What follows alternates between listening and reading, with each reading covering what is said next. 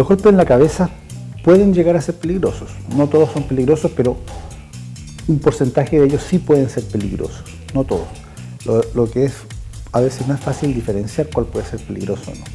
Pueden ser peligrosos un golpe en la cabeza porque puede producir una lesión que se transmite al cerebro directamente, produciendo una contusión cerebral, un golpe, es decir, un verdadero machucón en el tejido cerebral y dañar una función, hacer perder la función. O pueden producir, por la transmisión de energía del golpe a través del cráneo hacia el interior del tejido cerebral y de los vasos sanguíneos del cerebro, esa energía puede producir una ruptura de un vaso sanguíneo, ya sea dentro del cerebro, en el tejido mismo, o en el exterior del cerebro, en lo que llamamos las zonas meningias, las cubiertas que envuelven al cerebro. Los vasos sanguíneos de estas meninges pueden romperse producto de un golpe y producir un derrame que puede poner en peligro la vida. Hematomas le llamamos corrientemente. Pero también un vaso sanguíneo puede romperse dentro del tejido del cerebro y también producir un derrame, producto del golpe, de la transmisión de energía directa sobre el cerebro. Por eso es que los golpes pueden ser peligrosos, porque estos derrames pueden hacer perder la función, perder la conciencia, perder la motricidad e incluso llegar a la muerte, a veces en pocos minutos.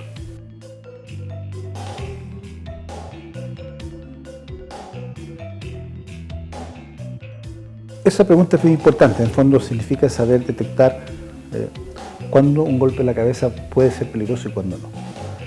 En general, todo golpe en la cabeza que sufre una persona que participó en un accidente de alta energía, un choque vehicular de alta energía, un volcamiento, cuando la persona ha salido expedida del vehículo después del choque y sufrió un golpe en la cabeza, aunque en principio se vea bien, uno tiene que pensar que hay un golpe potencialmente grave en esa persona hasta que no se demuestre lo contrario.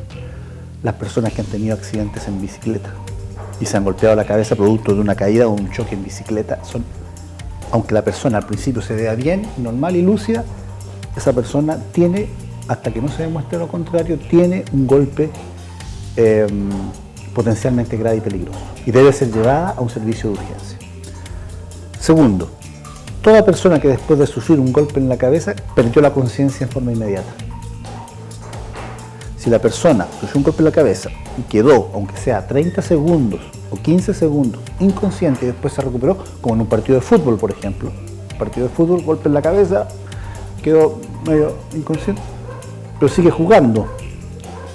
No, esa persona que sufre un compromiso de conciencia, aunque sea mínimo, que quedó dormida después del golpe en forma inmediata, aunque sea pocos segundos, es un golpe potencialmente grave y ese es otro signo. Si la persona no perdió la conciencia, pero el golpe le produjo desorientación inmediata, la persona inmediatamente, después de recibido el golpe, está despierta, pero está desubicada, no conoce a las personas que están alrededor, no sabe qué día es, no sabe dónde está, o habla incoherencias, o habla cuestiones que no corresponden, es una persona que llamamos está confusa o desorientada.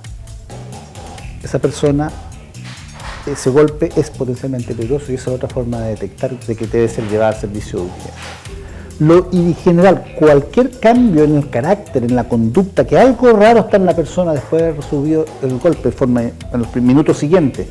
Usted dice, este callo no es lo mismo, esta persona está hablando, no está comportándose de una manera que no es la habitual en ella, y ha tenido un golpe en los minutos anteriores, quiere decir, o en las horas anteriores, quiere decir que el golpe potencialmente fue peligroso. Esa es otra forma de darse cuenta. Si la persona, después del golpe, experimenta dolor de cabeza intenso, progresivo, que minuto a minuto va aumentando y se acompaña de vómitos varias veces, vómitos repetidos, dolor de cabeza que va en aumento, es otra señal de que el golpe recibido puede ser peligroso y puede estar generándose una lesión dentro del cráneo.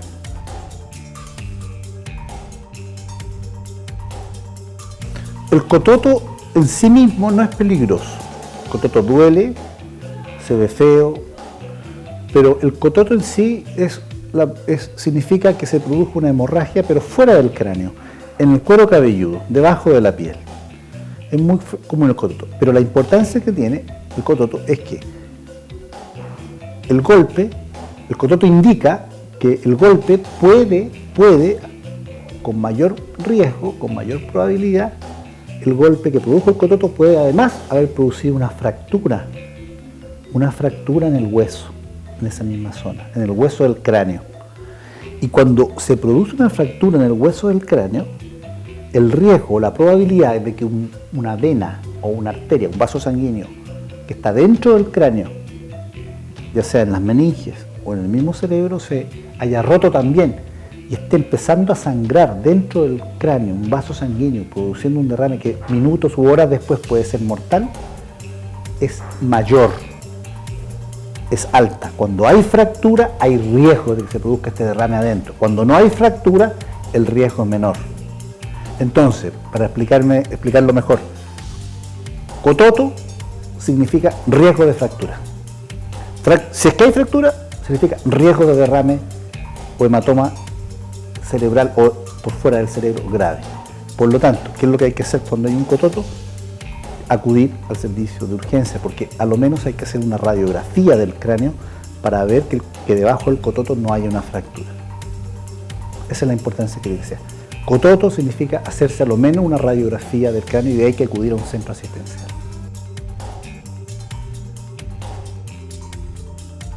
Si una persona ha sufrido un golpe potencial que por su magnitud, por su potencia del golpe, pueda producir un hematoma y la persona, en vez de acudir al servicio asistencial, recupera la conciencia, supongamos que perdió la conciencia transitoriamente, unos segundos, un minuto, recupera la conciencia, se siente bien, pero si se da a producir un derrame o una ruptura de un vaso sanguíneo dentro del cráneo y la persona se queda dormida, perfectamente podría no despertar nunca, puesto que en esas horas que duerme puede crecer el coágulo, el hematoma que se está formando adentro, comprimir el cerebro y llevar a la muerte, o primero a un coma y después a la muerte. Entonces, por eso es que se dice que es peligroso dormirse. Más peligroso que el dormirse es no acudir al centro asistencial o no ser llevado al centro asistencial cuando aparecen algunas de estas situaciones que yo le mencioné antes, que hacen pensar que el golpe puede ser peligroso. Si no hay ninguna situación que haga pensar que el golpe es peligroso, por ejemplo, el típico cabezazo que uno se pega con otro en fútbol, pero no hubo ni chichón, no hubo ni pérdida de conciencia, la persona no le duele la cabeza, está orientada, está lúcida, no hay ningún síntoma que haga pensar de que hay algo malo. Esa persona puede dormirse después. Lo que sí sería conveniente de que si ha sufrido un golpe en la cabeza y quiere dormir inmediatamente, esa persona sea despertada cada una hora, ¿no?, por un familiar, por un acompañante responsable para saber si está durmiendo bien y si está despierta inmediatamente como cualquier persona normal lo haría y está lúcida y sabe dónde está y se le deja dormir. ¿De acuerdo? En ese sentido es que es peligroso el que la persona se duerma si es que no ha consultado, si es que no ha ido a un centro asistencial antes y por su cuenta y riesgo, sabiendo que tiene algunos síntomas o condiciones del accidente que hacen pensar que puede hacer un golpe peligroso, esa persona no debiera permitírselo dormir, debiera ser llevado a un centro asistencial. Y si se duerme, debiera despertársela cada una hora, a lo menos, para saber que está bien y ante cualquier duda llevarlo al centro asistencial.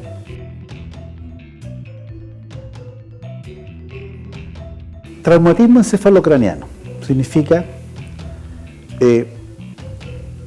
la presencia de un daño, de una lesión estructural, o sea, física,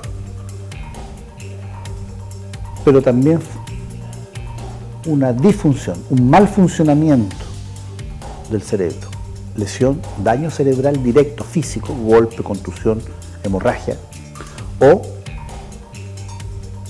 una situación en que no hay nada de eso, pero sí hay un mal funcionamiento, se echó a perder parte de los circuitos cerebrales, ¿como producto de qué? Ambas cosas producto de qué? De una energía aplicada a la cabeza. Cuando producto de una energía, un golpe habitualmente, cualquier energía que se aplique, un balazo, una bala, un puñal, un golpe de martillo, un cabezazo, un choque en la frente, un golpe por atrás, o sea, cualquier energía aplicada al cráneo que produzca un daño físico, una ruptura del cerebro, una contusión, un derrame como los que hablamos antes, una ruptura de un vaso, o no produzca nada de eso, pero produzca que el cerebro no funcionó bien en ese momento, el golpe produjo un daño en la forma en que el cerebro funciona.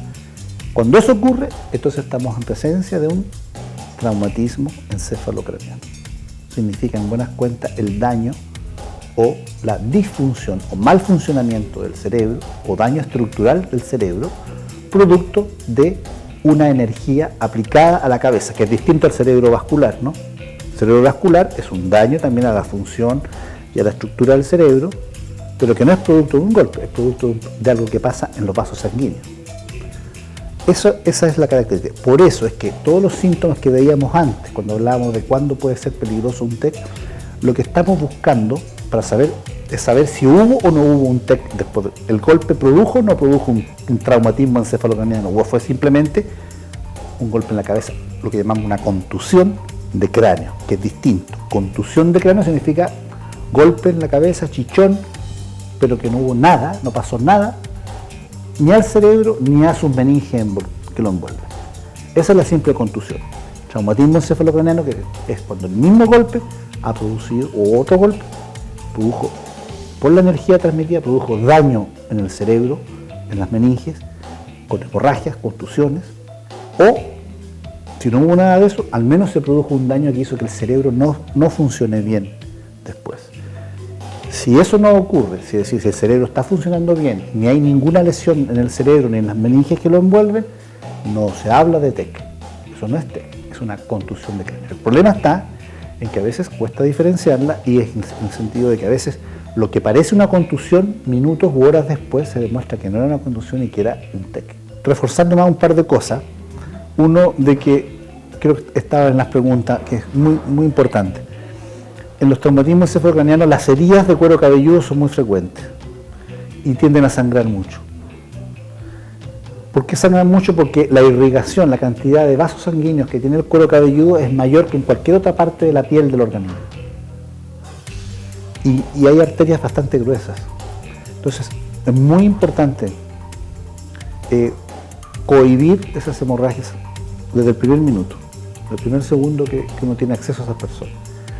Y si uno no tiene equipo de sutura, obviamente la forma de cohibirlo es comprimiéndolas, aunque sea manualmente, o con gasas, o con vendajes, pero mantener eso apretado mientras la persona es trasladada. Eso es esencial. Una persona en que se descuida esa parte y se empieza a preocupar a lo mejor antes de otras cosas, puede llegar muy desangrado, hipotenso, o sea, en shock, al centro asistencial. Y ese shock puede terminar de matar, por así decirlo, lesionar aún más el cerebro. O sea, si la persona tuvo un TEC grave y el cerebro está sufriendo, y además se produce una caída de la presión producto de la sangre que pierde por el cuero cabelludo, ese cerebro va a tener menos posibilidad de recuperarse. Entonces, una simple compresión, control del cuero cabelludo durante el traslado puede ser salvador de la vida y de la calidad de vida futura de esa persona. Es una cosa importante. Y lo otro es que no olvidar que los traumatismos encefalocranianos, sobre todo los de alta energía, choques vehiculares, caídas de altura, bicicleta, etc., pueden acompañarse de lesiones de la columna vertebral, la columna cervical o dorsal y lumbar, más frecuentemente la columna cervical, es decir, el cuello. Y por lo tanto estos pacientes deben trasladarse inmovilizados correctamente, tanto a nivel cervical y completo, digamos, el tronco, tórax, hasta el centro asistencial más cercano. O sea, la movilización de estos pacientes que han tenido accidentes de alta energía debe considerar no solo el manejo del TEC y de su conciencia, sino que pensar que su columna está también afectada hasta que no se demuestre lo contrario. Y todos los movimientos que se le hagan al paciente en el sitio del accidente o durante el traslado deben ser en bloque, habiendo inmovilizado el cuello con un collar rígido, el cuerpo y el tronco con una tabla rígida, con las debidas cintas y correas, y la inmovilización de la fractura. No olvidar que los movimientos de los traslados deben ser siempre en bloque. Si uno quiere lateralizar a una persona, por ejemplo, que está vomitando y no queremos que aspire el vómito, debe ponerse la cabeza de lado, pero no hacer esto porque puede lesionar la columna, ¿no? Eso es un detalle importante por lo que es el traslado y el manejo inicial.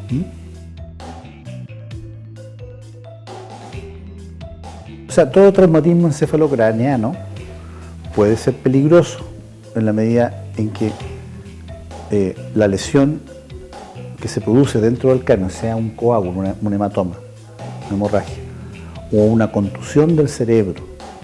Contusión significa un cerebro que se machuca, por así decirlo, donde se produce una mezcla de hemorragia, edema, hinchazón y necrosis, es decir, muerte de parte del tejido. Es una mezcla. Eso es una contusión del tejido cerebral, que son frecuentes en los traumatismos encefalocraneanos. Pero también se pueden producir hematomas o coágulos dentro del cerebro o por fuera del cerebro que comprimen a este. La principal consecuencia, como ya de alguna manera lo hemos señalado aquí, de un hematoma, un coágulo agudo, que se rompe una arteria producto del golpe y empieza a crecer, o una vena, y empieza a crecer un coágulo que comprime al cerebro, la principal consecuencia posible para eso es la muerte, si no se trata a tiempo. De ahí su importancia de ser detectada, ser llevado a tiempo a un centro asistencial aquel paciente el que detectamos, que su golpe puede tener consecuencias de este tipo, y son aquellas cosas que enumeramos en la primera o segunda pregunta. Ahora, si el golpe no se trata y no pasa a mayores, la contusión del cerebro no crece en exceso, y la persona, lo más probable es que si no acude a un centro asistencial va a tener un periodo largo, de meses incluso, varios meses, de síntomas que le van a impedir probablemente trabajar o hacer una vida normal. Dolores de cabeza, náuseas, vómitos, desequilibrio en la marcha, torpeza motora, irritabilidad. Y son síntomas que se ven tanto después de un traumatismo encefalocraneano, tanto si la persona se trató bien o no se trató bien. Muchas veces quedan como secuelas largas, por meses, a veces pocos años, estos síntomas de dolor de cabeza, vértigo, desequilibrio, falta de concentración, falta de destreza para hacer cálculos, y que ocurren después de cualquier test.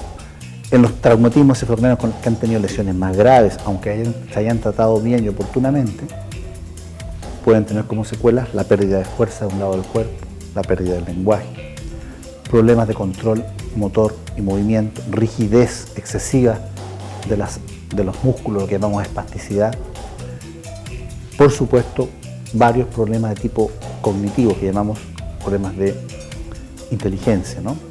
Disminución de la memoria, disminución de la capacidad de razonamiento, de cálculo, y también problemas conductuales psicológicos, irritabilidad, agresión, por otro lado, depresión, etc. Un conjunto de síntomas y secuelas que pueden ocurrir después de un traumatismo encefalocraneano, que son proporcionales en su severidad a la severidad de la lesión cerebral producida por el golpe inicial. Ahora, la pregunta es importante porque en aquellas personas que se tratan a tiempo, que se detecta a tiempo el problema y se tratan correctamente a tiempo, la probabilidad de que desarrolle esas secuelas súper invalidantes son más bajas que en aquella persona que no se descubrió a tiempo el problema y que llegó a urgencia, y que llegó al servicio de urgencia en peores condiciones, en coma, grave. Esas personas, aunque sean tratadas, operadas y tratadas en unidad de cuidado intensivo, etcétera, a tiempo, tienen más riesgo de tener todas estas secuelas, o incluso de morirse, mientras que si se detecta a tiempo y se trata adecuadamente, esas secuelas pueden aparecer, pero ya con mucha menor probabilidad. Entonces esa es la diferencia. La única diferencia es que en el TEC abierto, producto del golpe, producto de la energía aplicada al cerebro, se produjo, además de todas estas lesiones que hemos conversado, va a producirse frecuentemente una comunicación entre el exterior, la piel del exterior, y el cerebro mismo, por donde sale el líquido que baña el cerebro, sale hacia el exterior. Y va a ser muy evidente después de un balazo en la cabeza, por ejemplo, o después de un hachazo o de un martillazo en la cabeza. Eso es muy evidente. TEC abierto significa comunicación del espacio que rodea el cerebro, el líquido, con el exterior, que es muy evidente en una lesión como esta, como un balazo o un golpe fuerte, un martillo o un objeto contundente en la cabeza que produce un hundimiento y una fractura, además de la herida en el cuero cabelludo. Entonces por ahí sale líquido o incluso a veces en los casos más graves tejido cerebral hacia afuera, comunicación entre el interior del cerebro y el exterior medio ambiente. Eso es TEC abierto. Pero también a veces es menos aparente el TEC abierto. Hay ciertas fracturas, las fracturas que llamamos de la base del cráneo.